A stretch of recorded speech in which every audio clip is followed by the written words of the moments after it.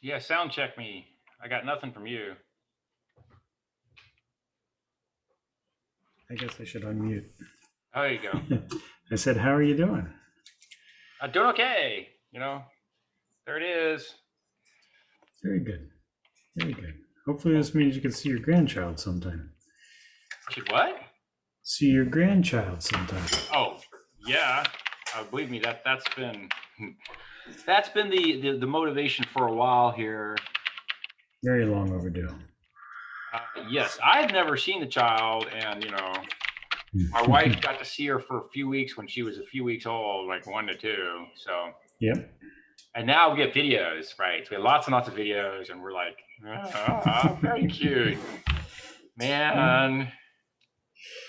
What would we have done without Zoom?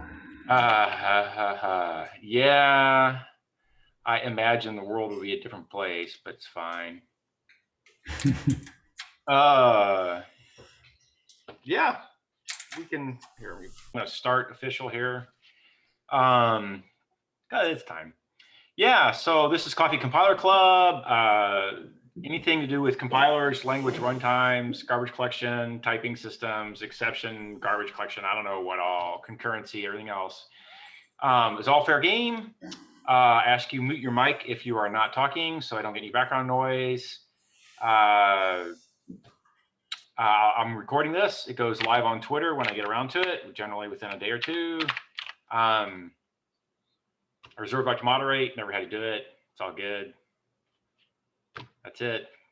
And we always fumble around for something to get started on. Well, I will say that it's now the T compiler club because it's past my switchover. Yeah, I have iced tea. This used to have iced tea, so there you go.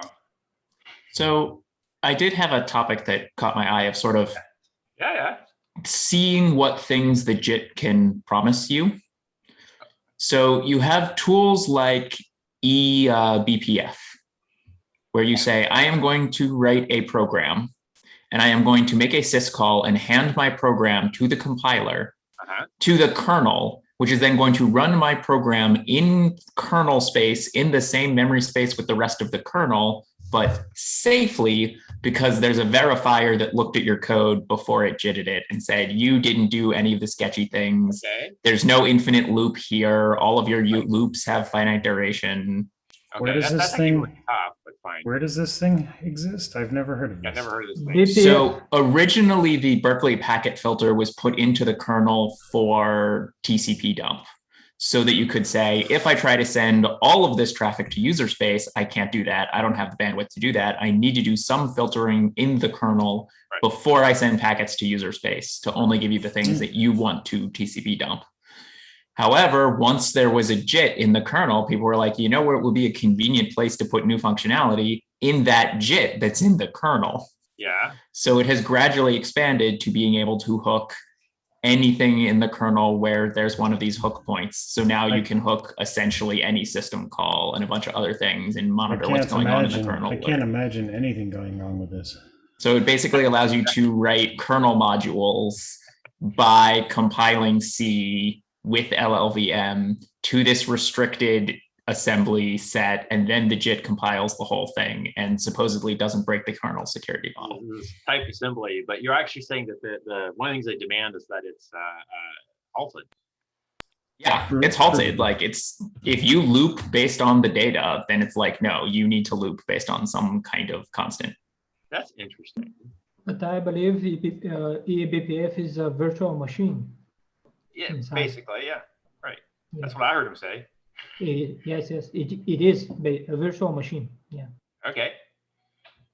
No, I never heard, but I don't. You're asking me what can be done there?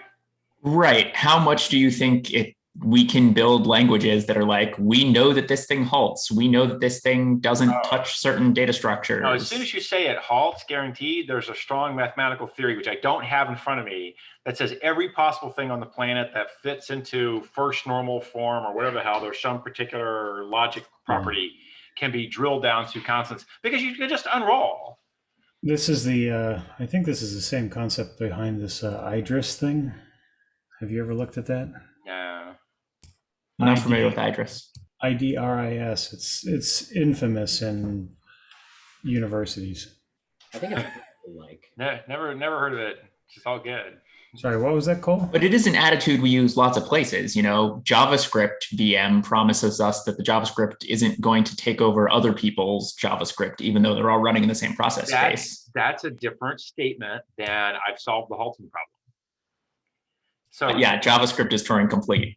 This is right. not. Yeah, JavaScript will run forever. And I have done really big projects, really big problems in JavaScript for which your browser hates you because it sucks for display because you robbed the display thread. But there's no halting you. There's no rejection by the JavaScript VM saying this will not finish within a refresh cycle on the browser. They'll run anything. So they have a sandbox, but the sandbox includes run anything. Now, the other parts of the sandbox that you didn't talk about is we usually have a sandbox has access to things that are outside the language domain, such as file systems.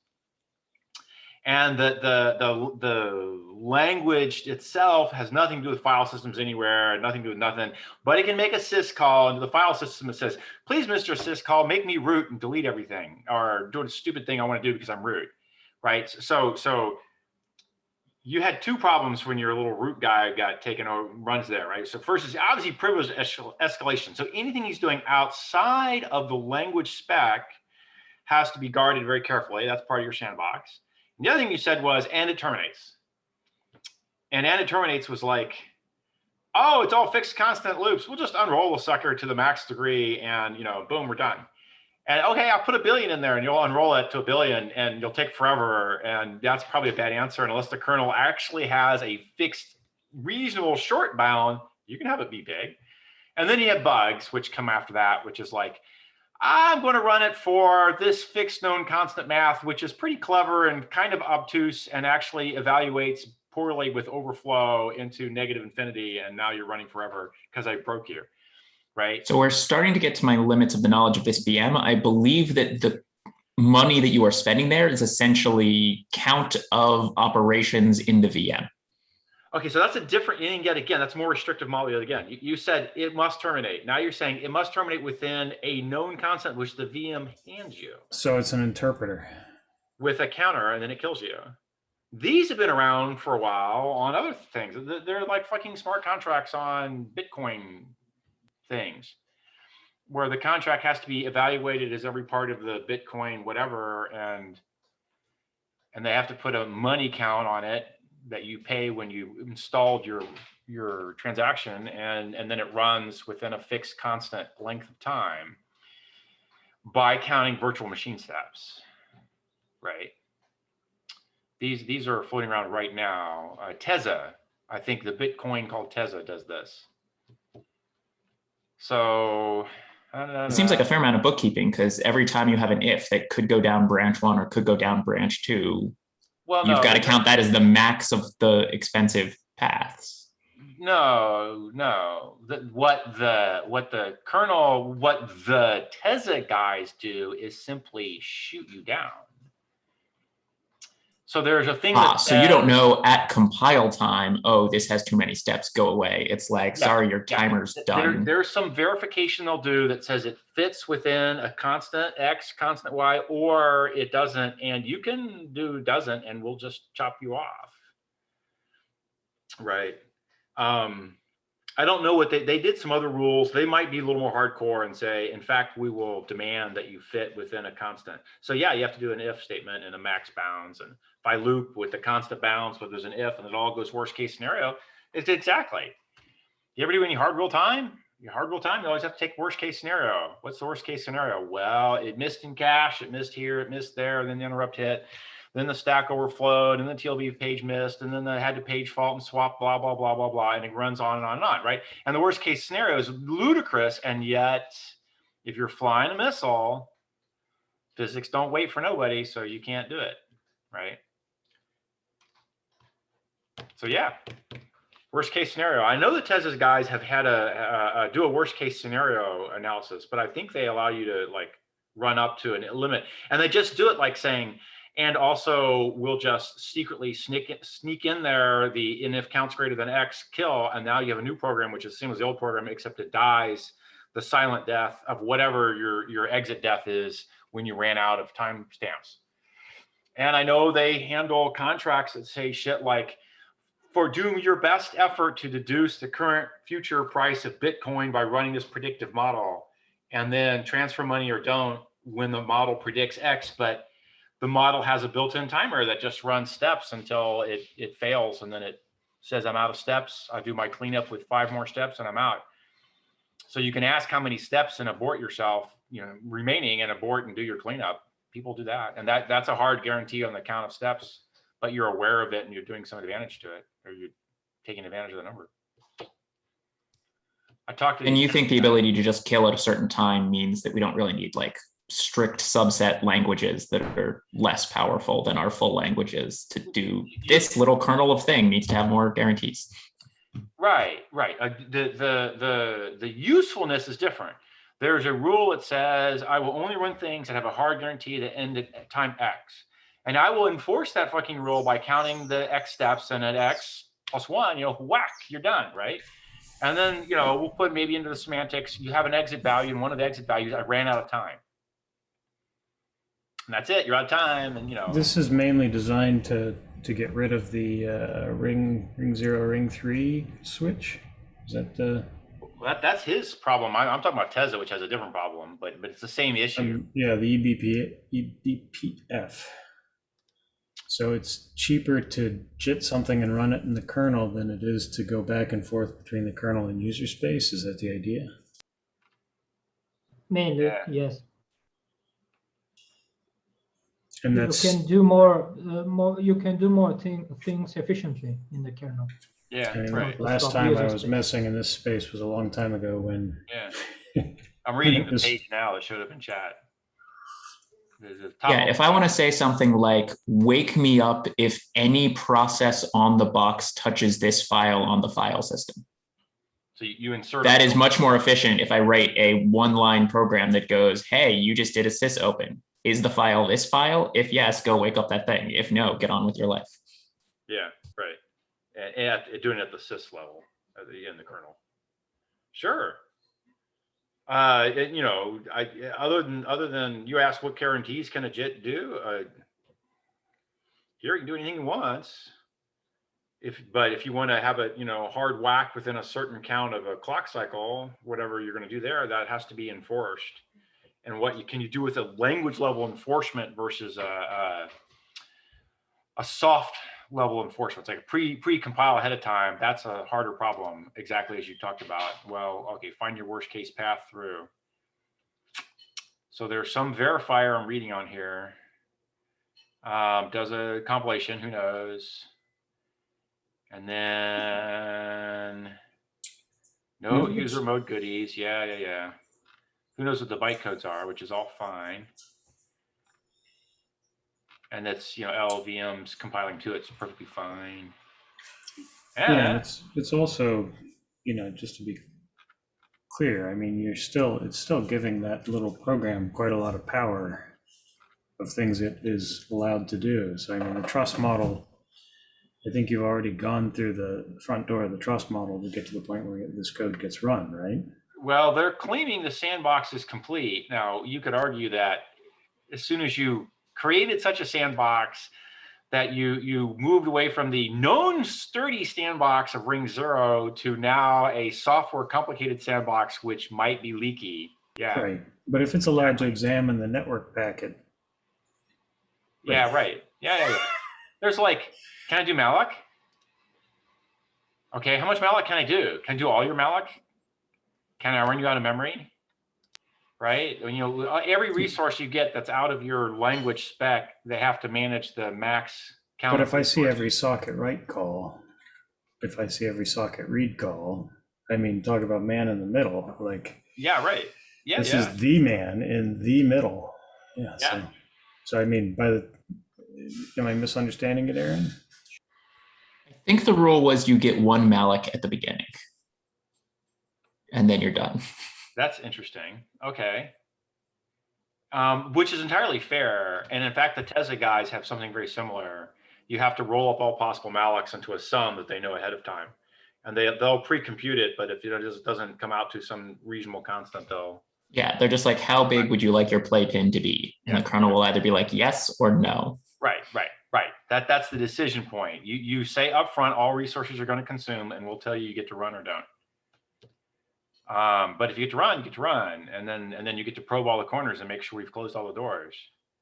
That's what Cameron was saying there, which I'm totally on board with. Like, that sounds pretty, maybe, pretty dicey. Yeah, I'm just suggesting I don't think any program can come along and say, hey, I want to install a TCP filter for the machine. Right. Well, I assume you can install a kernel filter that reports back to you in user space in and out as a shortcut. Yeah, it said it supports a ring buffer. For reporting back. Yeah.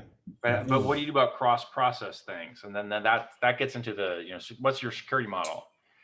As exactly, can I be man in the middle? I'm going to read your socket A, you're going to write socket B. Even if I just read, then I just like filter all your socket packets for your password. Yeah, I believe it's mainly reading. It cannot alter the packet, I believe. If it's reading what? I may be wrong. I believe it's mainly reading. Right. As soon as I read some of the processes sockets, I'm reading his passwords as they go over the wire. So I believe it's mainly this. Yeah, it can process it. It have some data structures. It do its things. It collects it counts more efficiently, and then forward it to the user space to be sampled, to be collected. There's no loops allowed. No null reference is fine. Max count instructions fine. Converted into a DAG, so he in fact unrolls your loops, which is fine. Or at least proves they could be unrolled. I mean, well, right. Yeah, iCache is a thing. There's an implementation, and then there's a semantics. The semantics are, we can unroll this loop and validate that it's all fixed cost.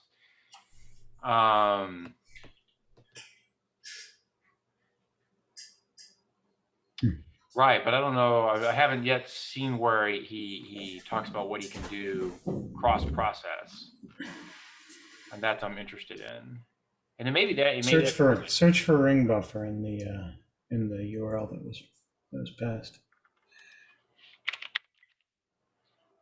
A lot of rings.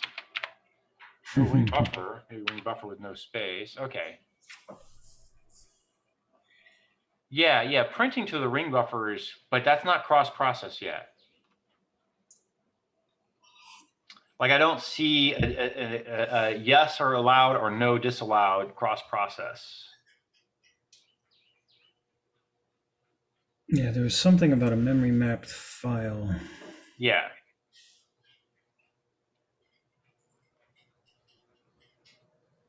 Yeah, I think by safety, they mean more you're not going to crash the kernel, not you're going to keep processes from reading each other's memory. Well, that's what I call security is, yeah, there is one that says don't crash me, and the other one is two unrelated users can run on the same box and not dick with each other than, resource consumption and the like. I can't read your X. You can run your browser, Chrome, and my keylogger can't read Chrome's memory and snarf your bank account. That's what I'm trying to verify, that you can't do that. It's not very obvious that you can or you can't. Yeah. Seems pretty clear you can do. You got visibility to almost everything. Well, that's what I'm trying to see. He has, but he's still saying carefully there's subsets of this and that, which could be, he has an intention that's actually well blocked off and you don't get to do it. And it could be that all bets are off and yeah, go to town. You just, raped your security. And the third option, of course, is that we think we can do this and we're kind of muddling the security holes closed, which is a bad way of saying we have holes. We just haven't found them all yet.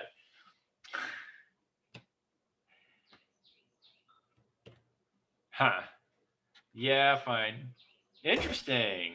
It goes hand in hand with Intel's, new opcodes for rewriting the microcode that Cameron was pointing out to me. That was like another, that looks like a deeper reflections on trusting trust. Exactly. So you ran my compiler from 70 years ago to build the first version of your Linux kernel. It's been busted ever since. But I gotta say, the more I look at the EBPF stuff, it makes me wonder how interesting it would be to have an entire operating system that was essentially written on top of a VM in a managed runtime, where you really could go hook arbitrary functions deep inside the operating system. And once it got JITted, that would run in basically the same speed as if the operating system developer put that code there. This concept's been around a long time. And the first thing you do with the operating system is that is your managed runtime. So that one person doesn't get to crush another, it's like willy-nilly. That was the purpose of an operating system, is to be the managed runtime. Okay, now you want to throw some other kind of management in there and have some layers. People have been doing this for a long time. Yeah, how do you go back and forth across the layer boundaries? The easy argument to make here is that we don't have the microkernel arguments. We don't have the boundary layer drawn very well. Because it's not very well, it's inefficient to cross the boundary, and we have to cross a lot. And isn't there another way to go here? So the microkernel folks said, well, other than like killing yourself and resource limit construction, so there has to be a marketplace for the resources we have to sort out, we'll let you get as close as you can to the hardware in order to let you get what you can get out of it. So what is the cost now of that transition? I'm very curious. I don't know if you'd know, or Arthur, anyone working on. I know that Azul went to a user mode TLB handler that got pushed into the main Linux runtime, which we got the cost reasonably down because it was agreed that there were no safety other than if you shot yourself in the foot, you killed your own process. And it had to be a TLB interrupt, so it had to be fast. So it can be low if you give up on a bunch of guarantees. That's how you did the barrier for the pauseless GC, or what was it? Yeah. You did you mirrored a bit. So you stole a bit of a pointer. Mm-hmm. You mirrored it, which meant that it appeared in two different virtual addresses, maybe 0 or 1, and they would map to the same physical page. But you could also do another access pattern with it, and that would trip a TLB fault. And then you could go ask whether the bit was 0 or 1, or we'd only trip it if it was 0 or only 1. Right. You could arrange or only trip one way. And then you cleared the issue and sent the pointer back on its way, and it worked the second go around kind of thing. So it was, you could have the bit be both pages mapped to the same physical address, or one of them would fault or not. And you kept flipping over time. That was, part of how the algorithm worked. But there was a user mode hook that said, I took a TLB fault. It's my kind of thing. I look at the page. It's this kind of a page. I check the bit. It's in the wrong zone. It's not a TLB mapping problem. It's a GC rebarrier problem. Instead of changing the mapping in the TLB, I'm changing the pointer or not. So I don't know what the cost for a kernel swap is. My understanding, the cost these days was mostly in flushing a bunch of caches that once you come back from your kernel swap, you're going to get a whole bunch of cache misses. That is one of the major costs. Yes.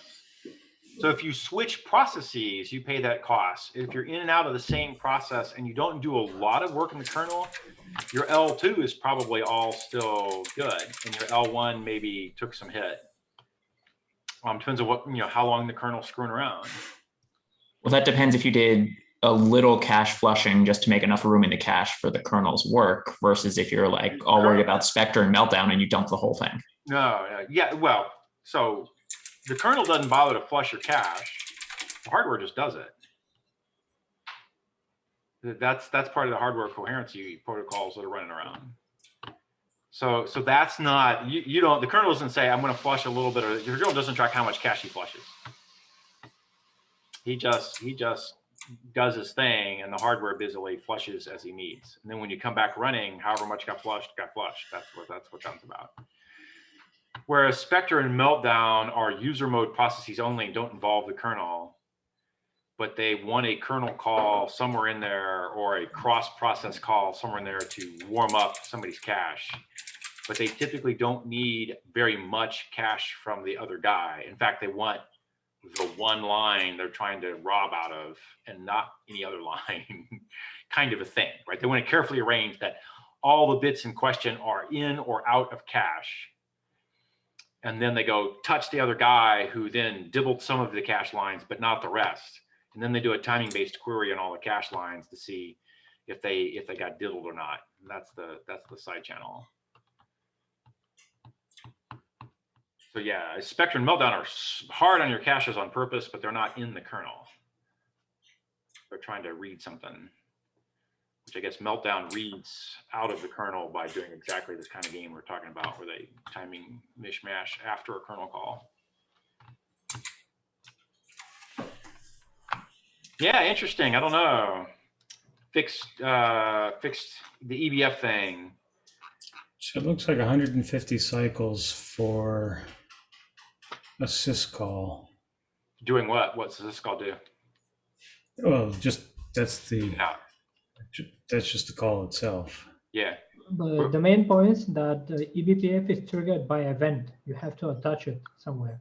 So some No, event. yeah, we're asking a different question, which is what's just the raw kernel cost call, and then there's EBF is I want to do something exciting and I want to do it cheaper. Yep. What is EBF? Is there another good write-up on EBF? But I assume on the transition it has to flush the register file, and then which is now a bit larger with the 512-bit registers. It depends on what it's doing. I don't know what okay, fair enough. I don't know what the only I've done this before, and not all kernel calls blow all registers, and many of them just call into APIs which restore registers anyhow. And the API call that you did returns a value, and the typical answer is for all other registers, your API is you just restored everything. So the user didn't lose anything because you didn't want to give them anything. So you had to save and restore, and I guess that's part of your cost there. But that depended on what the kernel call is doing. Because get time of day, it was probably pretty cheap. Yeah, I'm often surprised how much restoring the registers is the callee's responsibility. Like the caller knows whether they care about that register way better than the callee does. No. At the Leafs, it 50-50. Who knows better? I remember having the same thought when I was learning assembly, like when I was learning x86 specifically, because you had push A and pop A, right? Yeah. And it's like, why don't I just store off the things that I know I need to restore when it comes back? And you can do that, but so you can build a calling convention that does exactly that, but it turns out to be dramatically slower. So that's the reason why. And the reason it's slower is because, kind of what Cliff was alluding to, a lot of code would only use a small number of registers, so they'd only push the individual registers that they're going to hammer. You get the choice down at the Leaf where you're constantly bouncing up and down, and the called function saves and restores what he cares, but he has a set of 50. You split the registers 50-50, call or callee save. If he can fit in the 50 that's callee save, he's done. If the caller knows that he doesn't care, he can fit in caller save or whatever, vice versa. There's a convenient slop if we all agree that we can step around, and then it's inefficient where one side knows he needs more or less, and the other guy can't tell that he doesn't use any registers. Like I'm calling function X, which happens to compute an RNG and 3 registers only and never touches the rest. He can't tell the other guy, I'm only using these 3 and none others. Instead, you can say, I'm using the standard C API, which says I get AX, BX, and CX, and I preserve DSI or whatever the hell it's going to be. And if the other guy can't make it fit, he can or he can't, but there's no communication that way. Whereas if you were JITting, by the way, you can totally do that, play that game. The JIT calling convention can exactly be, I recorded the registers that I was going to save and restore, or the registers I'm going to crush. And then if you call it, you see the registers you're going to crush, and you arrange your registers to neatly stack around them as best you can. So you can play the game there, but then you're not using the C API. You're using an API that varies by function called. By function JITted, actually. Is it true that in object-oriented language like C++, the RCX register holds the disk pointer? Is it some kind of convention? It's nothing to do. It's the implementation, the standard implementation of C++ on x86 picks a register. I think RCX sounds right. Yeah.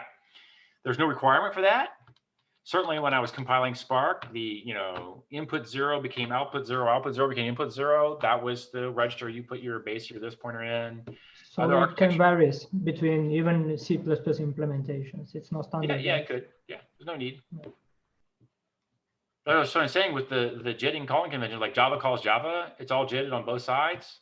Where I put the this pointer is none of your business, right? You don't get to see it. You don't get to know. I just have to record it so both sides agree. But I could put the this pointer in a different non-standard register, and as long as the other guy JITs to it, it's all good.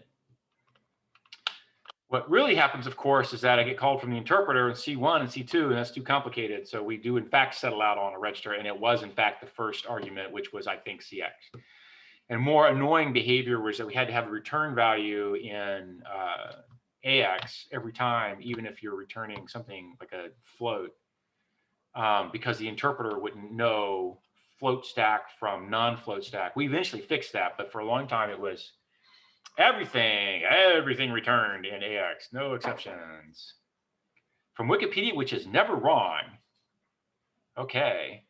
I want that Wikipedia, Cameron. How do you get that Wikipedia? I want that Wikipedia.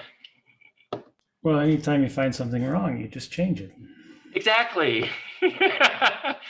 As long as we're all in agreement what wrong is, it's all good. I believe the never wrong Wikipedia is the empty string. Yeah, okay, fine. 1,000 cycles on most machines. And 100 in a particular microkernel. Okay, and the claim is the other, 100 are for the actual switch, and the other 900 are cache miss costs. They are the actual work done by the kernel. Okay, fine. You don't know. It's a good question. Yeah, it's fine. It's not too hard. Like you can imagine the kernel's doing something that your normal user mode program's not going to do, and hasn't done in a long time. So everything the kernel does starts out by cache missing. So to get to 1,000 clocks lost, you need only 10 cache misses to the L3 and 1 to main memory. So it doesn't take long to stack up to 1,000 clocks. And it's like 300 clocks or something. You need a couple handful of cache misses, and that's it. That's your budget. Boom. Okay, fine, fair enough. Yeah. So Aaron, how'd you get on this EBPF topic? Observability and monitoring of servers. And the question of, okay, if we actually want to know what's going on in all of the VMs and things are running in Docker, and in theory, they're somewhat isolated from each other because they're in their own Docker instances. But if we're monitoring them with eBPF, and now we can see into all of the Docker instances. And well, what about the eBPF running in the Docker instance and the OS in the Docker, and it's in the eBPF? How many turtles do you step through? It's turtles all the way down, right? Right, except that eventually there is a kernel that has a finite number of data structures in it. And how do you know that you're in the if you are trying to use eBPF in one Docker and then you interact with it from a different Docker, they hit the same thing and do they? Racing rights. You're saying if I use eBPF from inside a Docker container, I can escape the Docker container? You could certainly talk between two Docker containers on the same platform if they're both using eBPF and sticking stuff in eBPF's maps. Really? Actually, that's a good point, because those would be Linux containers, right? There is no, it's still the Linux. So it's the same. It's the same OS, even though you're in multiple containers. The container doesn't have, it uses the native. Yeah, container has no kernel. I'm running 2 user spaces and 1 kernel, and the eBPF is running in the kernel, so there's one of it. So you actually do escape the sandbox. The container, yeah. Interesting. Yeah, the containers they contain just, they can be circumvised, or the eBPF can see in both of them. There is no security model in the container. There is a seccomp that can filter some syscalls. You just said there's no security model in the container. So I can throw up my Docker process on an Amazon cluster. Whatever Dockers are running around and look for somebody who's doing something stupid that I can go. So no, you can't, because Amazon doesn't put multiple customers' containers inside the same VM. And in fact, if you're using Amazon Lambda, you get your own machine. They just don't tell you that. I Okay, just say that I'm saying that the container doesn't have a security model. They just contain. They build their security model on top of the containers. The seccomp can filter syscalls. For example, there are a few projects that implement some security models in the container. right. So what I heard was Amazon, as it stands right now, is implementing a security model. I know damn well that they will run other users on a box, because Is it Docker inside of a true virtualization then? The containers are not true virtualization. They don't have a hypervisor. They're just namespaces in kernel, I believe. Yeah. I've certainly run large H2O clusters where everyone's doing maxed out computation, machine learning. And as soon as you get a neighbor, you can tell because you lose throughput hugely. And then sometimes you run out of physical memory that you're eating all of, and it goes to swap. And then it's like your heat death of the universe time. And so I damn well know that I can get neighbors, which means that I don't know. You said the security is we don't put two different unrelated customers on the same box, but I know damn well they do. So pretend I didn't say anything. Well, maybe I should say they did, and maybe they mended their ways, but I find that hard to believe. But maybe. I believe that EBPF sweet spot is tracing, function tracing at very low cost. I'm not asking for sweet spot. I'm asking for how far can you rob somebody with EBPF? What is the limits of adversarial attacking can you do with EBPF? I believe the limits is information that is reachable from syscalls. And not, okay, and not denial of service by just spamming EBPFs. Each one is limited, but I'm just going to spam them. I mean, I can deny you service by catching your syscalls and then killing them, I think. Well, then if I can catch syscalls, then all bets are off. And now it's just a camera setting and we opened up. It's man in the middle attack time. And this is the man in the middle. Yeah. I'm still not sure that the EBPF can alter anything. I believe it just reads, but I'm not sure. Yeah, just read of another process says I robbed your password. That's fine. Yes. Okay. Just clarifying. Writing is the next worst step. But by the way, the password is just password. So. The most security password is password. On my Windows box, it's admin. Happiness! Exclamation point 23. Oh, that's getting fancy now. You actually had to change it. Not that my fault. They told me I needed 3 character classes. Oh.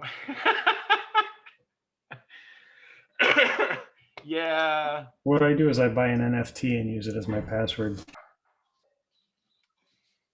I go to XKCD's like password generator and hit the bang, give me, and I have hundreds and hundreds of passwords. So I have a file of all my passwords in an obvious place that if you tried hard, you wouldn't have any trouble finding. And someday somebody will rob me blind, but 60 years and it hasn't happened yet. So. The FBI used to take images of hard drives and run an algorithm over it that would read the entire thing with no knowledge of the file system or anything and look for any string that was 8 to 24 characters containing 3 character classes. Just be like, here are all the candidate passwords on this drive. Okay, yeah, I got another guy who wants to join. Oh, I believe that the container security model was a SA Linux. Yeah, they isolate the container that way. Inside it, it can do things as root, but anyhow, if it should escape its processes, it's not a root and becomes a process 5000, something like that. And you cannot switch off the SA Linux inside the kernel. It lies to you that this doesn't exist. That is some security model.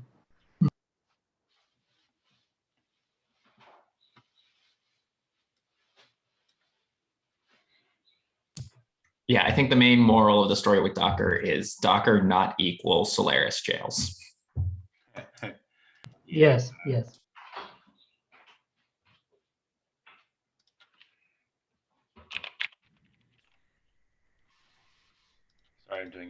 sense. Good.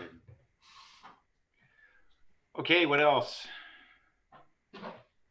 I've been working A on C2 question for you. Oh, sorry, Cam.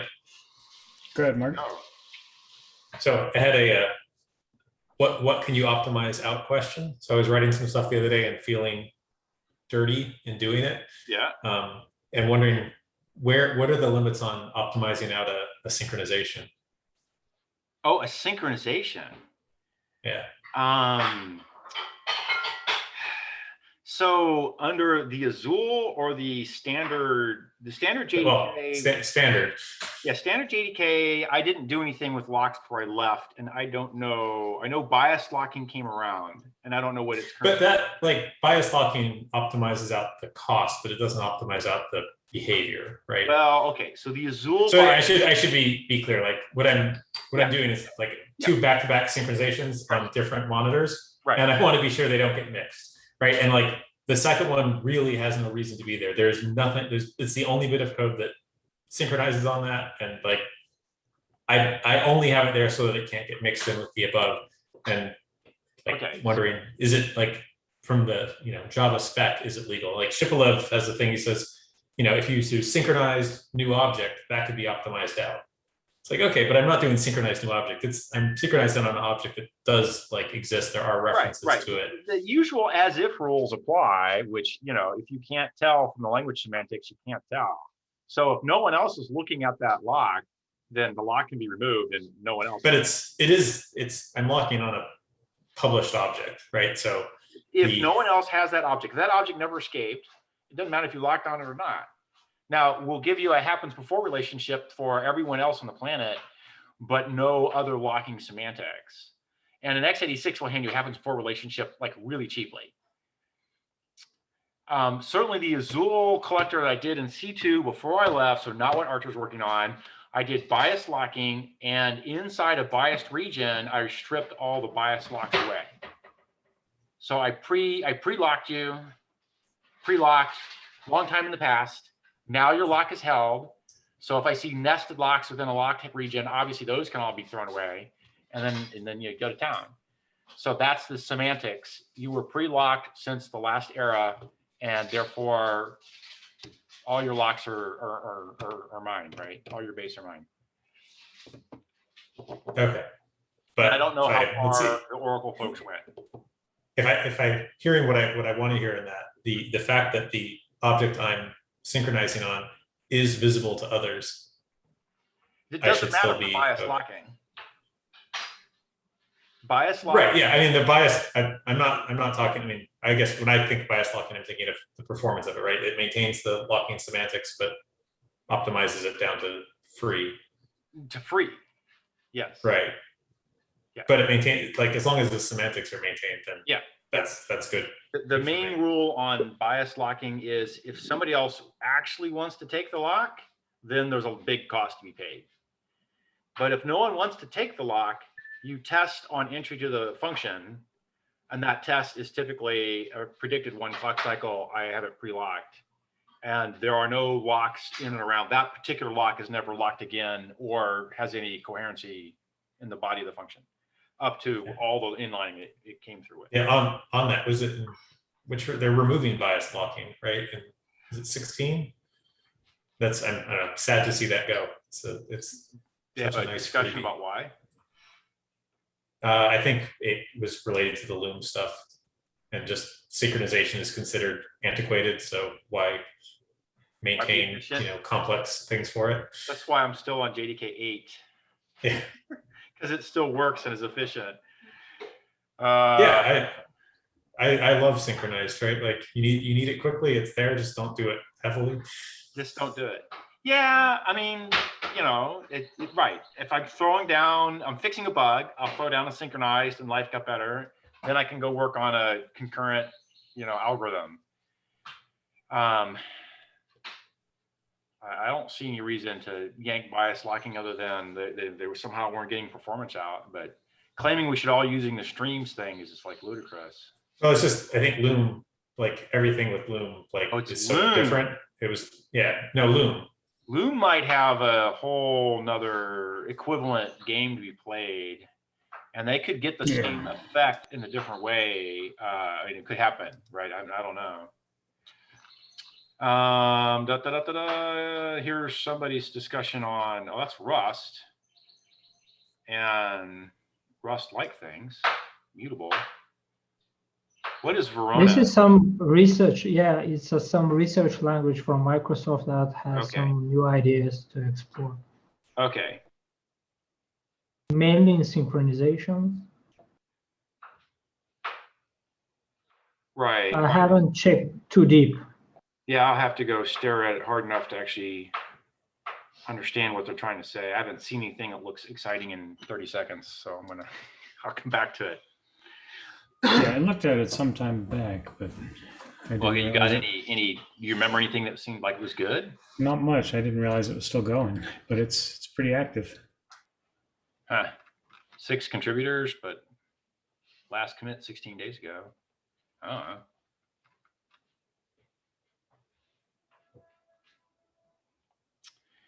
Ownership rules and concurrent ownership and all that kind of stuff. Fine.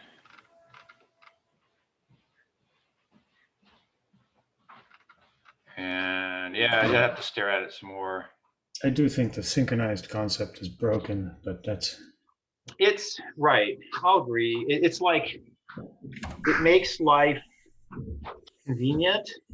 Yeah, it was reasonable when your biggest server had 4 CPUs. Right. But it's not a composable concept. So composable concept, if it's not a composable concept, it should not be in the language, period. And you so see the what same can thing. be You're saying an alternative to synchronization? What would be? Well, there are a lot of alternatives. So when you say composable, you're saying it doesn't stack to 1,000 core machine. It's not just that it doesn't scale well. Yeah, it doesn't scale. It's that two things that synchronize can't be safely used unless you know the implementations of both. There's separately, there is deadlock for ordering, which I think deadlock is a good example. Right. That is the most obvious. Amdahl's law, which says that when I have 2 guys, I'm probably okay. And when I have 1,000 guys, I probably deadlocked at the throughput of 2 guys. And so ask yourself why Intel dropped the transactional memory. Because no one was using it. Why was no one using it? Oh, because most of these problems got solved, except for the you still need a cat. But it's not composable. They couldn't make it scale on their big hardwares. I don't know. It's not about scaling. It's about composability. They didn't have there is no contract for the concept that allows you to nest the same concept, right? So because it's not composable, the demos were great because it's like I write the demo, I use STM, but someone else couldn't compose with that as a library, for example. No, STMs are a different issue. I would claim. Software transactional memory. Yeah, right. Right. Well, I talk. Well, fine. Maybe they're not. Maybe not. Yeah, fair enough. It could theoretically be made composable if you had the concept of nestable transactions, but there was still another problem. It's been a while since I've looked at it. I talked to several groups and their team leads over their efforts to use software transactional memory on large, complicated projects. And they all had the same fail. And this led me to my paper that I talked STMs fail, HTMs fail. The failure was the performance bottlenecked on complicated interleaving issues that every one of them could get around by changing their application, which got them to the next performance bottleneck, which they tweaked the STM, and then they tweaked the app, and tweaked the STM. And 2 years later, they basically had an app and an STM that were so interleaved, it wasn't like it was an STM as an app. It was, we've made a concurrent application with a funny kind of styling and how we got concurrency out. But they all admitted it really wasn't an STM usage as a plug and play or a way to think about how the problem did not scale that way. And conceptually, I mean, transactions are either optimistic or pessimistic. If they're pessimistic, your pipeline width is 1, and if it's optimistic, your software has to be aware of the potential for rollback. Yes, and then the issue becomes you can't necessarily always get the rollback costs down. If there's an actual interleaving of operations going on, there is a true upper bound or lower bound, or whatever you want to call it, on how fast these transactions can be pushed through. Right. And that's what their observation was, that they couldn't derive a version of the application where any STM on the planet would make it go acceptably fast without basically rewriting the application from scratch, which is what they all ended up doing. So it's 3 different groups over the course of 5 years. Each group had 5 to 20 people, senior people I respected doing the projects. Big companies poured a lot of money into these projects, and they all ended up in the same way. It looked good on the surface. It started out fine. It sucked for performance. We tweaked, it sucked, we tweaked, it sucked, we tweaked, it sucked. And 5 years later, 3 years later, they're like, we should have just rewritten from scratch. We'd have been better off. So the thing. So what's a good alternative to synchronization? What would be a good alternative? Exactly. I don't have one. For H2O, I have something that will scale linearly, but it requires the data sets and the problem domain to scale. And so I've taken it from embarrassingly data parallel to runs embarrassingly well. But if you're not embarrassingly data parallel up front, I didn't have an answer. I think CAS and,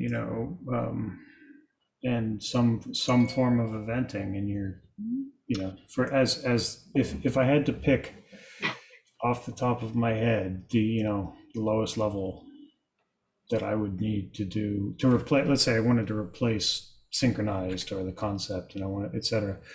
I mean, you do need the ability for some unit of execution to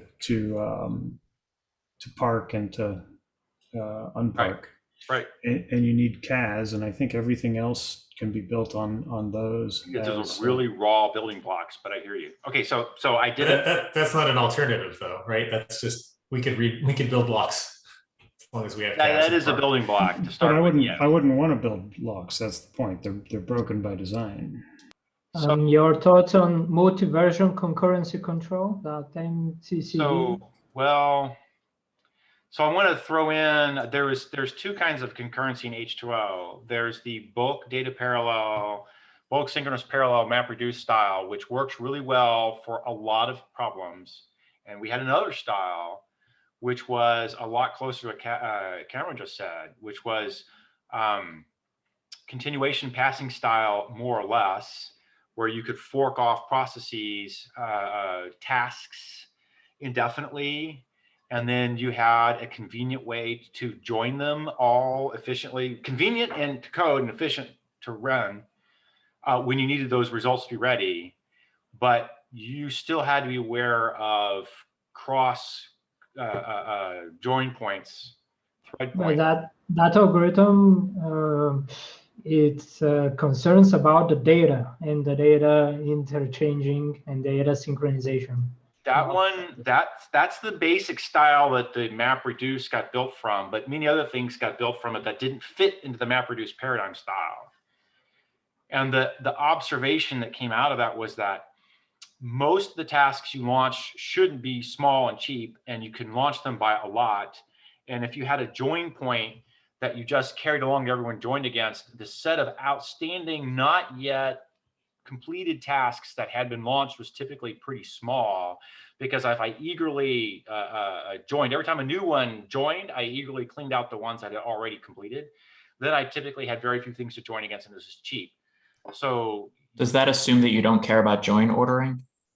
Yes, you launch. Like if you want to do a right fold of all of the things you're joining. Do a right fold. Well, so the MapReduce guy did a tree-based fold. It wasn't right, but it was a tree, but it was ordered. And the point of that was so that you would get the same 2 chunks of data would join in the same way every time you touch them, so that you got repeatability. Okay. If instead you launched off things that didn't have a join order, that was the norm, then when you joined on them, including at the rate of millions a second, billions of things join, would be efficient, and it would all terminate reasonably well. And then those answers would be available to you. Are the operations persistent? Can they roll back to if they need to? This operations had no rollback. You launched a task from here as I would say continuation task, however you want to do it, and over here you waited on it, and the launching guy could launch and launch and launch more. And you cannot save the intermediate results. You can restart it, retry it, but the intermediate results, you just... one task was typically a result. And when it completed, it had a result and you were done. Oh, it's organized that way. Yeah. Okay. No, I didn't have any on purpose. There's no rollback on the task. That was, you know, Cameron says, hey, let's start with CAS and park and unpark. Okay, so I go one layer up. You have a task thing, you can say, launch this task. And it was a parallel, do parallel, fork, whatever. And at the same time you said launch it, you said, and you will be blocked on this other thing I hand you. So I held on to a thing I called a futures, a plural future. And you just said, I spawn a future and it's going to block on this one or however many of these things I wanted. And this guy could handle millions a second of futures that it was going to block on. Okay. When you were ready to block, you said, now I'll wait on this. And everyone dribbled in the last few guys. And then you had a happens before relationship between all the prior and what comes after. If you wanted to do it in some sort of leftward join, like left spline computation, you would have to have joined at each point along the way. So that's inefficient because that's immediately a serialization. So I just said, instead of the left spline, we'll do it tree-wise. And I joined tree-wise, which is log deep. And that was the limit of the inefficiency. But that was the, you know, the MapReduce paradigm had an obvious, easy way to think about it and gave you a hard guarantee on what order the joins happened in. So interesting point on the link that was shared on the CRDTs. So CRDTs are actually referring to the same concept I was talking about earlier about composability. So CRDTs are composable and they're designed, if I remember correctly, to be composable out of order, which is a pretty cool feature. Okay. Obviously limits what you can do with them. Right. You know, so you can imagine a counter. Yes. You know, so with a counter, you have, say, 3 different think about it kind of like in C, you can say, you know, X plus plus. Right. That's your counter. Get, you have an increment. That's the only 2 on a counter. And if you increment, you must not get. Why? And if you get, you must not increment. Because if you do both of them, it becomes non-composable. Why? One happens before the other. Because there's only one thing that's expensive in a concurrent system. So think distributed system, concurrent, CPU, whatever. There's only one thing that's expensive, and that's ordering. So if you increment and get, when you say get, because you're looking at it, you either freeze the system so no one else can increment, or you become rollbackable. I was confusing the obvious other one is that your get and your increment were rolled together. And you got in the same clock cycle, the current value before after increment doesn't really matter. Right. So non-transactional CAS or something. But what if they need the most current value? There's no such thing. There is no such thing. There's simply no such thing. So in a concurrent system, going back years, Mark, we used to say only God knows. And what that means is that unless you are literally owning the entire simulation of the universe, there is no answer to the question that you just asked. So for example, you know, you look outside right now and it's where I am, it's light out, right? So that implies the sun is still burning, right? But you cannot actually. It implies the sun was burning 8 minutes ago. Right. So the sun was burning, about 9 minutes ago. To be precise. Like 3 weeks ago when that picture was taken. Now you're really talking simulation. But 2 processes need to synchronize. I'm talking about the 2 processes need to synchronize on some value, and they need the most recent one. Yeah, that's the expensive part. And that's so I've got a 1,000 core machine. We're got a hash table. We're inserting and removing furiously as fast as we can. Somebody tells me, what's the size of the hash table right now? Well, on every given clock cycle, it adds and subtracts 1,000 elements, right? It's a random number. It's spinning like a blur. So the question is not well defined. I can give you an approximate and there answer. Are different ways to attack it. Some moment somewhere. And there are cheaper versions that said I can give you an answer that is only sort of approximate, but may never have ever existed in any iteration of the universe. Yeah, the difficult part is when you say, I want to know what the size is, and then based on that, I'm going to make some other change, and that change can only go through if the size has not changed. Yeah, and Right. of course, yeah. Now, And now so- you have to have a CAS. But that's just a CAS, right? Now you have to have a CAS. But actually, it's harder. You're right. It's The harder. size cannot be efficiently maintained. On a 2-core system, you can CAS and maintain size efficiently because somebody will CAS it up or CAS it down. On a 1,000-core system, you can efficiently maintain the size that will be there when the system gets stable.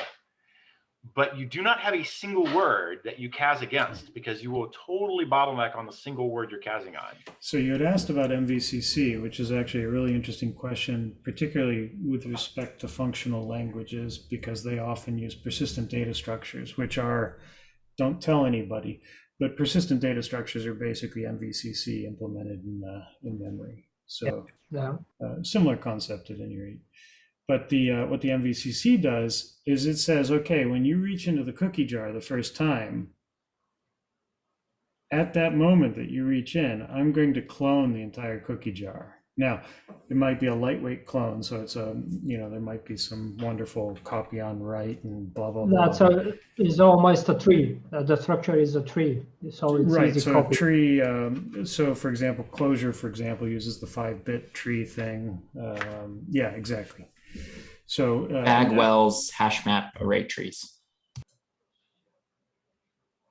I'm gonna nod like I know what you said. Yeah, I don't know what that one is either, but I know what Clojure basic structures look like. It's all fine.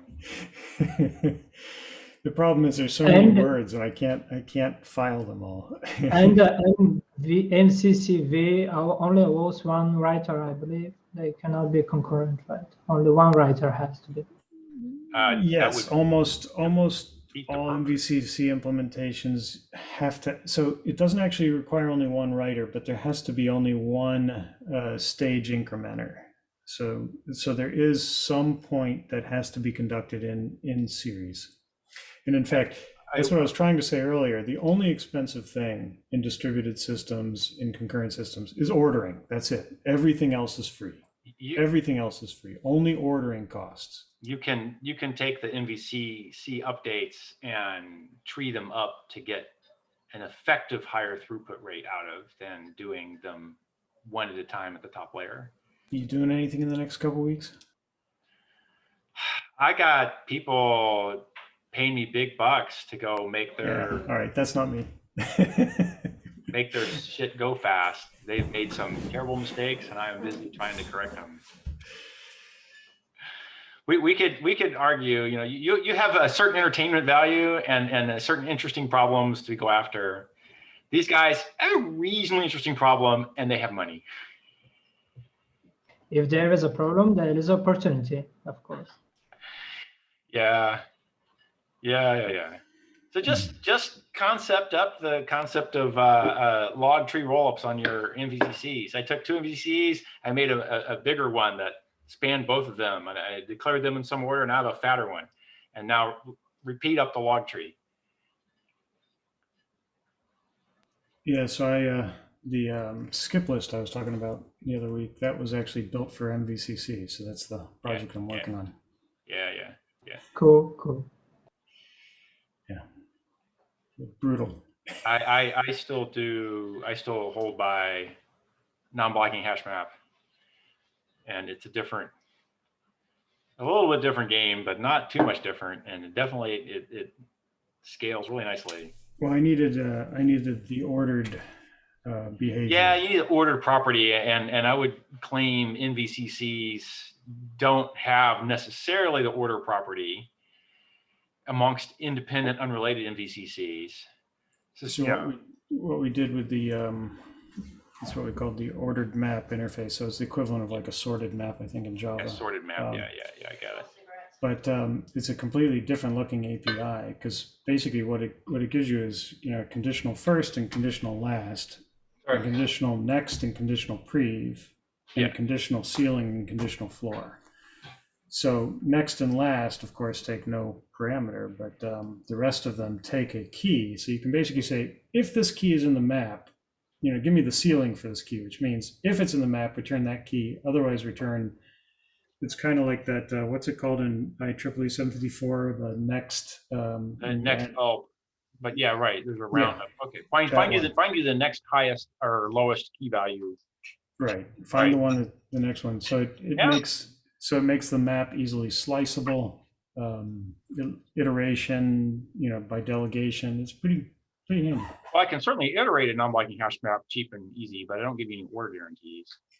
Right, but with the MVCC transactional model, it's nice because you'll have some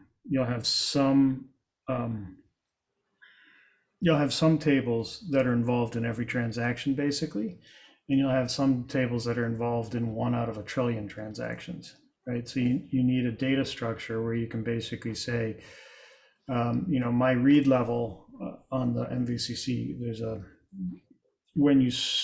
when you get to a certain point in the transaction where you're reaching into the cookie jar, you get a read level, and you hold that until the commit. So basically you say, for this read level, I need the value from that table, the one that changes every transaction, and another value from that table that hasn't changed in 2 years. And basically what the ordered structures give you is that ceiling floor concept is the ability to just go directly in and so it's a single. You're using the ordering as the history order of the changes to the table. Correct. That's interesting. Yeah. Okay, fair enough. And you can do an as of query for any point, or? Yep, that's a side effect. Thank you. You just gave everything away, man. Yeah. Welcome to Clojure. Diatomic or datomic. I don't know. People. Right. Yeah, that's right. Yeah, wasn't that Kevin? Yeah. Henley? Yes. Atomic datums. So datomic. Everyone's got a reason for their name. It's all good. So what's the reason for AA? It's before CC. CC is a C compiler. CC is Cliff Click. C2 was a compiler I did for Sun/Oracle many years ago. Oh, is that what C2 stands for? Cliff Click? I never came up with the name C2. So there had been a compiler when I walked in that was a really bad template style. And I said, I'm going to do a new thing. And somebody else said, I'll call it the original C0 because I wanted to have a different compiler than what Cliff's doing because I don't like Cliff and I don't like his compiler. So I'm going to do the client compiler. I'm very serious here. I don't like Cliff and I don't like this compiler. So I'm going to do a client compiler. And I looked at him and said, this will get you out of my hair. And that will never touch the server compiler I'm doing. So for me, they were server and client compilers. And some other folks, yet again, said 3 compilers, C0, 1, and 2. And C2 is sort of a mimic on Cliff Click. So, there you go. Little did he know that the client compiler was supposed to be named V8. Exactly. And 20 years later, the technology that defines the client compiler and defines C2 have sort of, they've never, the client never got up to C2, but the two technologies are valid in their own time domain space trade-offs, right? One of them generates somewhat slower code, but generates it a lot faster. And you have to decide, how much you want to do your price performance trade-off. Because we're kind of talking about history now, I had a question kind of for Cliff or anyone else here. I was listening to Lars Bach had a presentation. And yeah, Lars is a good guy. Yeah, he was saying he had experience on the self virtual machine, and then they kind of transferred that experience to working on a hotspot. I was wondering if that's the same hotspot as you were doing, or the other. So Anamorphic was a technology company startup that was basically productizing self. Got purchased by Sun to become Hotspot. So port self engine, execution engine to running Java bytecodes. They had the beginnings of a very, tepid JIT. I got pulled in at, less than a year later to go do the JIT that they intended to have or they hoped to have. And I did so over the course of the next couple of years. And then a couple of years later, somebody said, no, I don't like this kind of JIT that Cliff's doing. It's way too ugly and grotty, even if the performance rocks. So, well, do my other thing. And that became client. The client came along later. There was an earlier template style that came with the self system ported to running Java bytecodes. So, you know, you got to get a lot of credit here. It had a lot, it wasn't intended to be a fit there. The other thing going on was self was very much single threaded, and we had to multi-thread a lot of things that got patched in afterwards. Garbage collection was running around. So that one was a little better done. Already self was doing GC, and we knew we were going to do more GC. So we kind of thought about the GC side of things a little better. But the JIT I did started out with a very weak GC model. And so I went through a round of overhauling it to make it GC friendly. Trying to remember what other history bits, but yeah, the self thing was purchased by Sun. While I was at Sun, by the way, I had 7 managers in like 4-year span, 3-year span named Dave. So like they were all named Dave, and they rolled through every 6 months or less. And I got told shit like, you know, we'll look at you for promotion and salary changes after I've seen you work for a year, but then no manager worked for 6 months. So did you ever ask them what they were doing? The managers? Yeah, like Dave, what are you doing? Yeah, Dave? I told them what they were doing. No, you should have asked them, what are you doing, Dave? Yeah, Do it exactly. in a really It's calm voice. the refusing to do things for them. Well, right. Very So Dave. basically, I knew what I was doing, and I was doing it fast and furious. And I didn't pay much attention to whatever Dave was saying, the Dave of the moment was saying. Wasn't that the HAL 9000 though? Dave? Yeah. I got the reference. And you know, I don't know if that didn't sit well with the various Daves or didn't sit well with management, but these guys rolled in, rolled out, rolled on. The current Dave has been at Sun forever. The last Dave I had is, I think, still the current Dave. So you could argue that as soon as I left, the Daves quit pulling their hair out, and it was all good. Which Dave is that? Oh gosh, if I saw his last name, I could tell you. I could see his face in my head from 20 years ago, but I don't have his name right now. I haven't like talked to the guy. I saw him on and off at conferences for many years. I haven't talked to or seen him in a long time. And he was, you know, perfectly sane guy. Half of them were reasonably sane guys, and half were a little whatever. I've got kind of a follow-up question. Lars Bach went on to do like V8, which obviously was very successful. And then also Dart though. And like 8 years ago, Dart seemed like a cool thing, but it kind of didn't really take off. I wonder if anybody has any thoughts on the language model or the compilation model or anything. I don't know that much about Dart. I think it's that in this day and age, for a language to take off, you need a charismatic person giving a compelling YouTube video. And Dart did not have that, so they didn't become a popular language. That's an interesting take. I thought you were going to say you need to have an IDE and a full library set, but no, you need a talking head. I mean, Ruby was basically made by the Ruby on Rails demo. You need a website. Here's how to build a website in an hour. Right. And DHH is pretty compelling. I'd buy shit from him. Who? Hennemeyer Hansen, DHH. No, I mean, he could sell you anything. Like, Well, clearly I should try my selling skills here and see if I can convince you guys to send me money. yeah, it's like Paul Graham. I mean, the guy's like the most brilliant writer in the world, but I like all he Paul wants Graham. to do is try to convince people to use Lisp. Like, Yeah, it's a hard call to get me to use Lisp, though. which is kind of proof that Aaron's not always right. Because I mean, if charisma and brilliant communication skills were all it took to make a language take off, I mean, we'd all be using Lisp at this point. You still need a performant VM.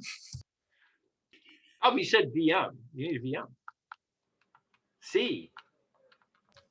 Although Rust has got a pretty good go at it without having a VM. So maybe that's not true anymore. Right. Rust's language model is the VM, if you will. I mean, Java gives you a VM, but that's It's a compile time. It's a compile time VM. Yeah. It's supposed to say Go, which is just like I'm going to bake the runtime in as a library, but there's still a runtime there. Yeah. Whereas Rust is like, we want no runtime. He's got malloc and free and printf, and these are runtime things that are baked in. You know, malloc's got a wrapper around a sys call to go get more memory, but it does a free and recycle. Dart looks pretty nice. So going back to the question, I would say since Go came up, I can't believe that Dart isn't getting used and Go actually has people using it. Like Go is like, hey, remember hammers and nails? Well, Yeah. we like hammers and screws, and that's all you get. Yeah, that's my take on Go as well. Fine. I like hammers and screws too, but I want screwdrivers and ratchets and I nails. use battery-powered handheld screwdrivers. I grew up with this kind batteries of screwdriver. Batteries are bad. We're in Go land now. There's no batteries for you. But one of the strengths of the Go language is 1 second completion times, which if we had in Scala, oh boy. Scala has performance problems too, but fast compilation time goes to a nice, pleasant development environment. It does. You mentioned last week that when certain counters get saturated, that C2 can just fall back on heuristics for like, here's how I'm going to optimize things. Yeah. Does that mean you could ask C2 to play the full ahead of time compiler? You have no metrics yet, but please try to compile my entire program as far as you can go. Yeah, it won't go very far because you don't have your program loaded yet. First, you have to get your program loaded. Okay, when does loading your program mean? You have to run something to get past the CL and if. Why are you doing this? Right, so it's the Java model. Java's type system is lazy. Yes, the Java model is. And you need more imports. I can't just be like, run until you get to the call to main and then make sure that everything's been JITed. Right, it is illegal, right. So not just run to main and I have it all, but also I can't run your CL init until it says so. Right, until the program semantics are. So all your program semantics would still have to have some sort of serialized execution order. Like I would have to pick ahead of time what your execution order is. And I can't do that because that depends on runtime environment. I got a network packet, right? And the network packet forced me to load a class that I would not otherwise have loaded. And now I have to run the CL init. So I guess technically it could be done. I gave it up a long time ago because the set of dependencies you have to track as to when you would run things and whatever wasn't worth it. And of course, you don't need profile data, so you lose out on a lot of profile goodness. The backup plan for the AOT should be doing lots of counting so that you can come back and recompile things. That's the backup plan, right? The main plan is you got real counters. And it's not just counts for existence. There's a whole lot of counters that just said, I've ever touched this piece of code or I haven't. Right. I've ever done this thing or I haven't, whatever. There's a lot of those kinds of, and because I haven't, I generate code such that it's way the hell more efficient because you've never done that. And I'll just put a cheap test in to say, you haven't done it yet. Boom, Bob's your uncle, away you go. Yeah, and you're basically trying to classify everything into 0, 1, small or n, right? Yeah, where 0 means I haven't been touched, 1 means every time I get touched, it looks the same. Small means not huge, and huge means can't predict anything. Yeah. Occasionally, it takes JVMs a long time to stabilize the performance. If you go look That's at the papers, they get some of them getting sine waves. Yeah, they always start at 0. That's the other problem. Every time you start it. Yes, like, but hey, new universe. But Scala native had gone pretty far without JIT. Yeah. I'm not saying you can't do the compilation. I'm just saying that you lose a lot of goodness. There's certainly Java ahead of time compilers floating around. C2's claim to fame was a solid integration with profiling to turn into like higher performance with an interactive experience with the VM, with the compiler and the VM interacting, as opposed to the best effort. LLVM is the best effort ahead of time compiler. And if I can jam enough profile counts into it, it gets kind of halfway there. But this project, Scala native has geometric mean something like 90% of the performance of the hot JITed code from the JVM. 90. Okay. Geo mean is 97, but at some benchmarks it doesn't. Right. And what's it do on generic junk code that it's never seen before and not part of any benchmark? Or alternatively expand your set of benchmarks greatly, and then compare the JITd experience. And then, get away from Scala to go to Java, where C2 is not targeted Scala and I know for a fact that it needs, better escape analysis, for instance. Yeah, I think in our experience, lack of profile is about like 20 to 30% performance on typical Java code. Wow. Okay. The Scala native has some mode called profile guided optimization that gives another 10 to 15% performance. But with it still cannot catch up to the JVM. It's around 90%. Okay. Is it still going? I guess it is. Yeah. Native. Yeah. Cool. Yeah. Just a sales pitch here. So what do you do for a living? Oh, I think you just told us. I will say one of the things I thought Go really did right was I can compile a thing and give you a static binary that you just put that one file on the server and it runs. Yeah, that's like important. There are times when I wish I could go to my Java toolchain and just be like, hey, compile this JVM and all of the dependencies that I was going to put in a command line and just like stuff all the thing into one file that I can just run, even if it's just the same JIT. They do have something like that, but it hasn't been used enough to really, to really get established. But they do have that capability. That's like Graal VM, right? Isn't that? Yeah, Graal is definitely working, but they were doing that with, believe it or not, with C2 and stuff. They were writing out.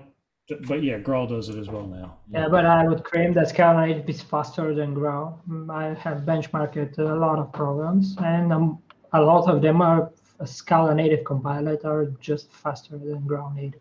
Yeah, Graal is still very young. And I don't work with Scala native. I just like the code and contribute from time to time.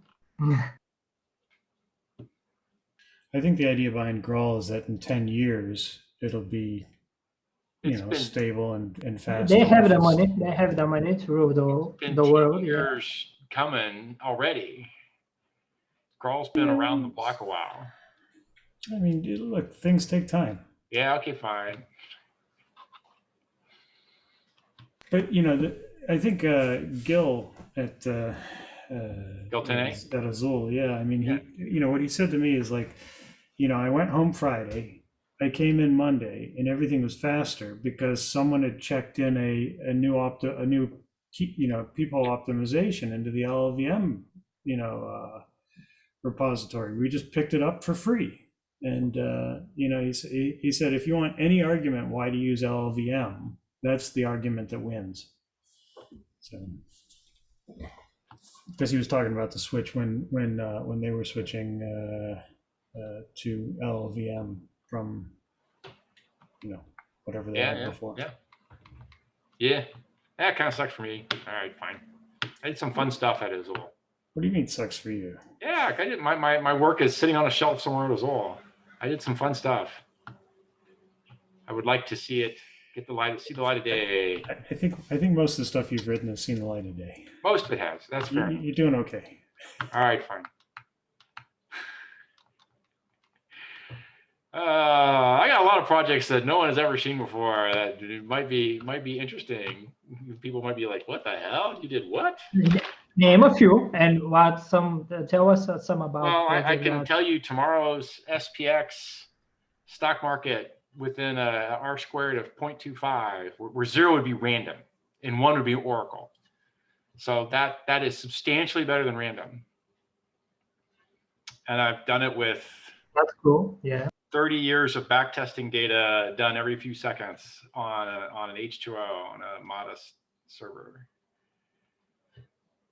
And I don't know, high resolution laser printers in the, holy shit, 80s? How old was that? Last millennium? Yeah. Oh, well, last millennium. That was bit encoded, bitwise CPUs doing encoding of graphics and two-dimensional, where the bit CPU unpacked your compressed graphics as the laser swept across the page. Okay, that counts as real time. That was real time. That was real time. But you had a fixed size buffer for a line that was the compressed data. And if you couldn't compress it to fit in the fixed size buffer, you didn't roll the page yet. You went and threw some bits away, lost some resolution, and compressed again till you could roll the page. That was, we had this very exciting, I don't know if people even remember this. Remember those round wall clocks when you guys were in, high school that were driven by a line, power line, not a battery, not a AAA battery, but a power line? Because those were induction motors. They used the 60 hertz wall frequency to keep time. So it turns out that over the course of a day, somebody has a heavy machine, a big power, whatever, eats a lot of power. And when you drop the line, the voltage across, it slows the frequency down or speeds it up as the power company fights you and you're fighting them to get the power shifted around, which dicks with all these millions and millions of induction clocks that filled the USA in the 60s, 70s, and 80s. So at the end of the day, they would all be off by some number of seconds according to how many 60 hertz frequency cycles didn't actually have 60, but had 59 and a half or whatever over the course of the day. So at midnight, all the power companies in the country would fiddle with their clock frequency a little bit to get all the induction clocks to line up again. So, and I knew this because if you stayed up at midnight at any point anywhere at school and you looked, you could watch the second hand like dork around suddenly around midnight, and suddenly the time would shift. Okay, so back to laser printers. We were trying to find this bug where the damn laser printer would be running overnight. In the morning, you'd come back in, you have a huge stack of, giant stack of test pages, and you'd be thumbing through the stacked pages. Somewhere in the middle, the page was off and horribly sweepy, wavy line things, and all the neat straight, all messed. Took us forever to sort it. And I was finally in there with the main hardware guy around midnight. And we were all watching because we knew what happened in the middle of the night. We knew it was around midnight, didn't know where. And suddenly as the bewitching hour got closer, I realized as I looked at the clock on the wall, wait a second, the wall frequency is going to change. And he was like, what? Oh, shit. And sure enough, we watched the page print and the timer like this, and he had synced on the wall on the line frequency, on his 60 hertz line frequency, scaled it up by 1,000-fold to time the laser printer. And when the line frequency changed, the little spinny on the mirror changed. It wasn't exactly right, and the line all over the map, and that was it. That was the deal. So you had to add new clock signal hardware to solve that problem. You had to yank the clock signal hardware and do a, you could at that time it was a reasonable choice. You could have also gotten a quartz crystal, which everyone had these quartz LED watches were coming around, right? You could get a quartz crystal. You could just scale up off of a, phase lock loop off the line frequency. Many months of screwing around. Other bugs had gotten ironed out. This was like the last major non-shipper, and that was like a oh shit moment. But they fixed it shortly, and then the printer worked, and they sold a bunch, and it was all good. And I was I've heard of TVs going wonky at midnight, but who cares? It's ephemeral. So I'm sorry, what going wonky at midnight? TVs used to go wonky at midnight because it was using the clock signal for the 60 hertz of the frame, but no one cared because it was ephemeral and it was last half a second and then fine. No, it actually lasts like 5 to 10, depending how many seconds they had to go adjust you. I've seen them go more than half, but something like that. Anyhow, you asked for a stupid, crazy project. It was a Postscript clone because Apple was shipping Postscript, and we had to have a Postscript clone. So I was doing a Postscript clone, so another language hack from way back in the day. All right. Postscript is a fascinating language. And I implemented it down to every bug that Apple implemented. I had to bug for bug compatible with the Apple version of Postscript. Back in the 80s. Who's maintaining GhostScript these days and doing great service to humanity? Oh, somebody still, yeah. Well, what's changing on GhostScript? Right. The spec on Postscript changing? It's like only for executing old PS files, right? I believe GhostScript is the implementation of Postscript that is used in most Linux systems. Oh, everywhere. Yes. It was another. So the Apple II, its external bus was only 7 bits. Yes. And all the printers were built as 8 bits. Does this ring a bell, Cliff? Yeah, right. Because we had, We had a clone at Apple II in my country. Yeah, we managed to clone an Apple II. Okay. Brilliant hardware, Yeah. isn't it? Wozniak Yeah, is yeah. like, Wozniak's like, hey, give me that cockroach. Let's shove it in here and use it as. How did The the thing product ever was work? named Inco 1. We also managed to clone what was the processor of Apple II? Commodore 64? No, it was No, 6502. 6502, right? 6502.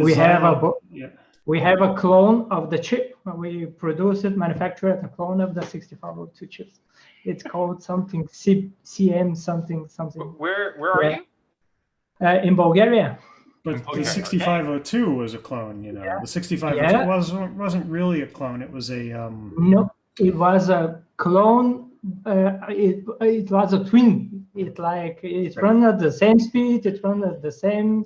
It was all the same. But we were producing. The price was not the same. The 6502. That's right. So the 6502 is a copy of this. Oh, there is a clip. I will send it. Oh, 60. There is a really? clip. Yeah. I did a lot of 68,000. I did my 6809 assembly too. 68,000 was a real. That was a sweet chip. Oh god, now we're showing our age, dude. But the 6502 was largely compatible with the 6800. It just cost like 90% less. I mean, it was there was no comparison in price, which is why it got picked up by. Well, it's probably still used. It's probably still made. And you still get Z80s. Yeah, Intel still sells more i860s, I think, than anything. i860s. Whatever it is, the embedded one. The horrible. It's embedded. Where do they embed it into? Do I want to know? I probably don't want to know. Your fridge, your everything. Oh, I see. I think it's the 860. I don't know. I can't remember. It could be. The i860, it's a RISC chip, right? Right. Had a RISC chip with a really badly written push pipe for FP that no one could figure out how to make go. Yeah, and never let an Intel engineer design a RISC instruction set. Yeah. Or a chip for a particular language. They something goes crazy in their brains and I can make this language chip for Java, for whatever, for I don't know what, Pascal, PL1, and oh my god. Whatever happened to Epic?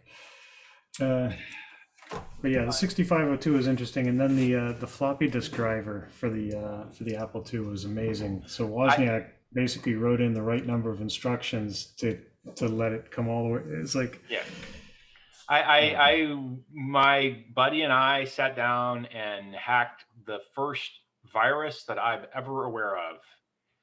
At the time, we didn't have a name for it or the concept or anything. And it was, rewrite the device driver for the floppy drive and then reinsert on the boot sector. We squoze, 20 bytes out or 40 bytes out, something in that order, and put our little thing in there with a counter so we could count how many generations that had been copied. And then the next weekend, he went to a swap meet with that disk and some games. And the world of viruses was born. You could tell when it was our driver getting installed the first time because it would go back to the disk.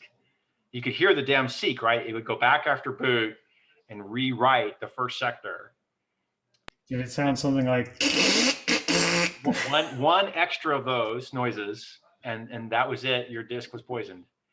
And if you weren't paying attention, you had no idea. And you didn't even have to use EBPF to do it. No.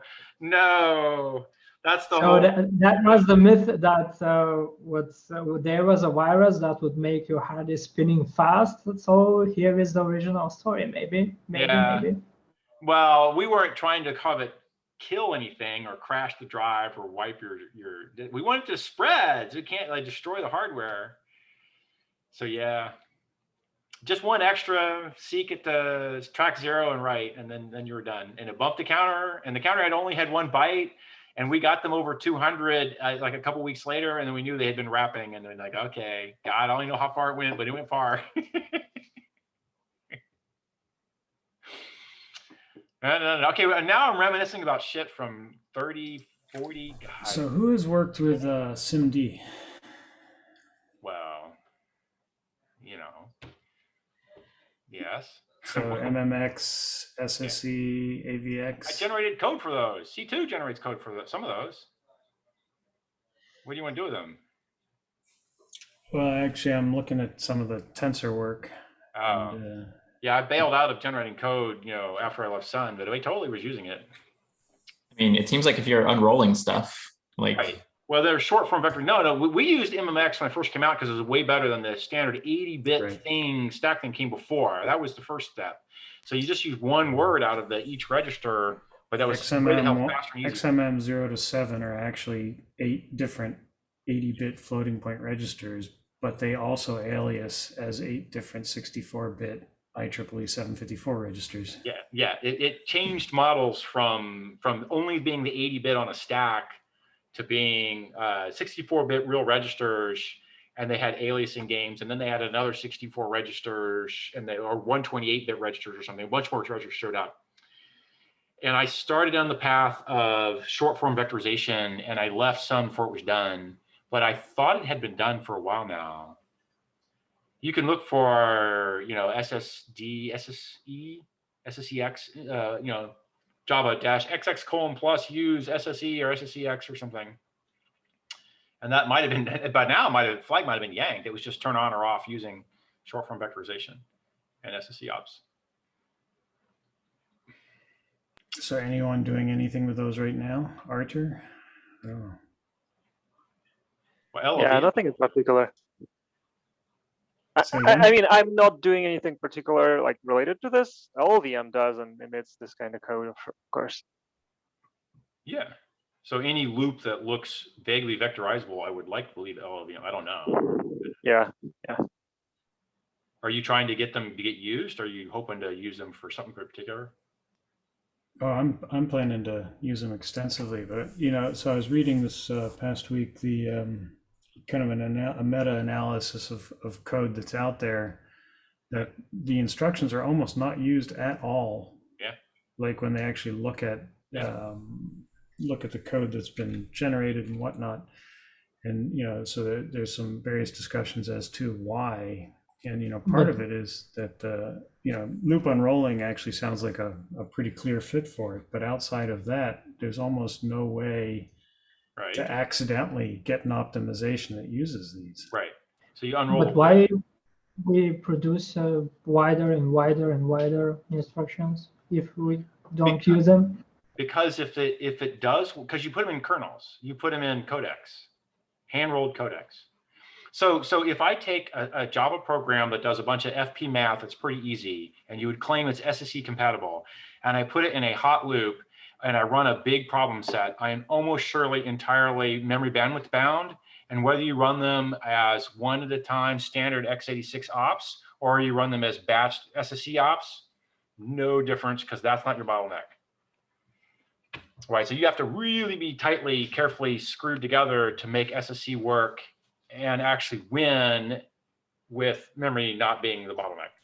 And you have to structure your code in order to make it. So if you have a codec that's spinning over the same things because it's doing JPEG, MPEG, encoding, uncoding, then it's hot in my L2, it works. If I'm doing machine learning and I got a terabyte of data, I'm streaming through it, it doesn't help because I'm all bound up by the memory bandwidth for a terabyte of data. It can help, but it's not such a big win you think. The other challenge is, I was going to say like AVX 512, if you're using that, the CPU actually exceeds its heat budget within a few instructions if you're running it across all core.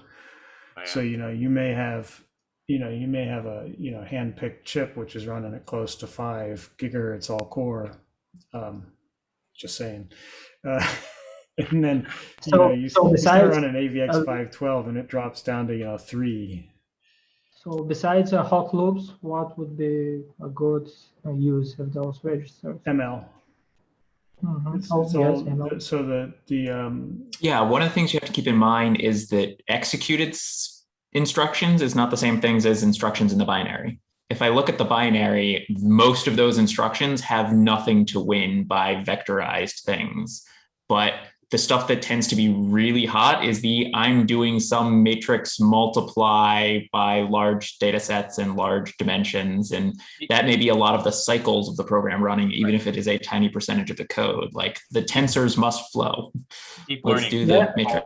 Yeah, but These comes naturals of the vectorization, but for some more complicated programs, you have to structure your code in order to take advantage of Right, that. and the type systems. The type systems were not designed to allow the compilers to infer that they should be using those instructions, right? So SIMD as a type? Yeah. Yeah. It's aligned. I guarantee you, promise you that the start of the array is aligned on a cache line boundary as a typing system rule. Instead, C2 carefully pads the loop start till he gets on a cache line boundary, and then he can issue prefetches as needed. And on x86 you don't, but you can now issue SSE as well. But to get there, the type system did not help. So there is a Java some idea to make values not be in the same cache line, something contended. Yeah. So there's a separate thing that says no false sharing. That I'm trying to do two different cores, and they want to update the same. They want to update unrelated values that happen to land on the same cache line, so you get cache line ping pong. And then you want to say something that says, this word is likely to be rapidly updated. This word is likely to be rapidly updated. Don't put them on the same cache line. And I think there's a word for that. Yeah. So they don't step on each toes. Yeah. Get evicted all the time. Right. So there's no language semantic cross word pollination here or something. No data flows, but performance totally flows. So like we talked about, what's the size call on a giant hash table when you have 1,000 people adding and removing? The implementation of that is an array of longs that are incremented, but every processor picks a different array cache line. So the array is big, and they take a random die roll, and then they pick a cache line at random, and they do a cas. And if they fail, they pick a different cache. And if you fail too often, you grow the array. And the end result is you have a scalable counter for which some bits are scattered every other cache line throughout the array. And it's highly performant in average, although it's a lot more engineering overhead to make it go. It's the long adder, what Doug Lee called. I called it concurrent auto table, and Doug Lee took it from me and said long adder. And long so adder. The bits in the counter span multiple cache lines. Yeah. As I'm saying. Right. On purpose, everyone updates a different cache line. Yeah, you have to. Yeah. But if you want to read the count out, you just walk down the whole thing and add them all up. Yep. And so the count is stable at the end, and you can take shortcuts that say, in the last millisecond, it hasn't been updated, so I'm just going to keep the sum I have, because current time millis is actually really cheap. So that you can have a reasonable shortcut. But if somebody says, no, give me the count right now, then you get a best effort. I walked all these cache lines. And because somebody else is casing on them, they are cache misses. And so it's expensive to go get this number. And it's only an approximation anyhow. But you can ask for it, and it'll get you.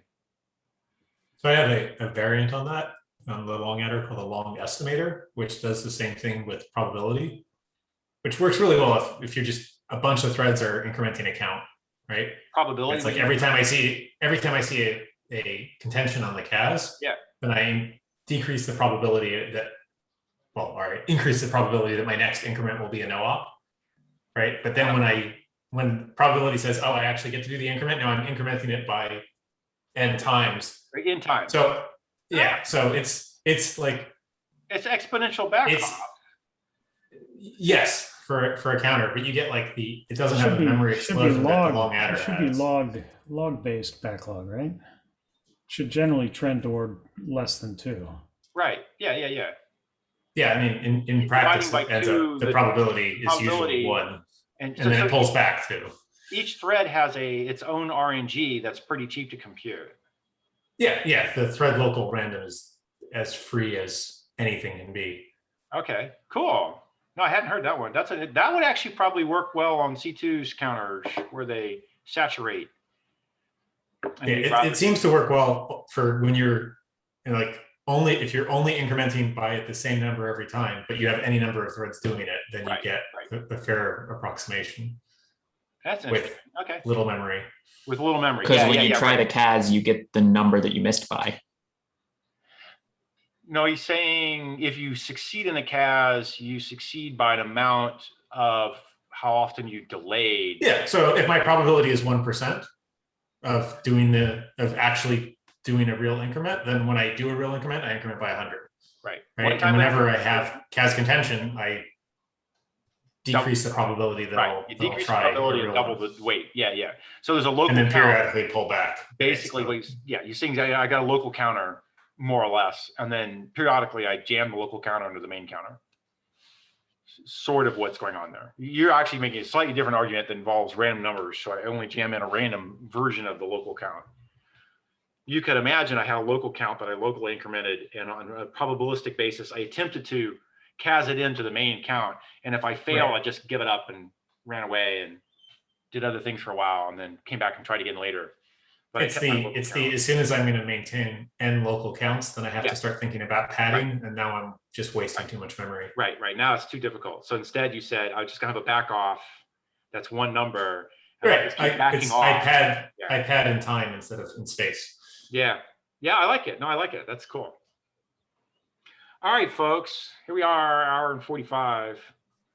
Any last minute anything? I'm gonna claim it's time to go do something. Take a walk around the block.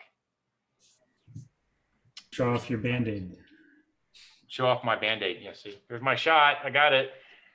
Nice. It's a done deal. Congratulations. Da-da-da. Yes. And as Cameron pointed out before maybe you came on, at some point in my hopefully not too distant future, I will go see my grandchild a plane flight away. That he hasn't met yet. Yeah, I've seen a lot of videos. She's very cute. Have a good weekend. Yep. Okay. Thanks, guys. Next week. Bye-bye. Bye. Bye.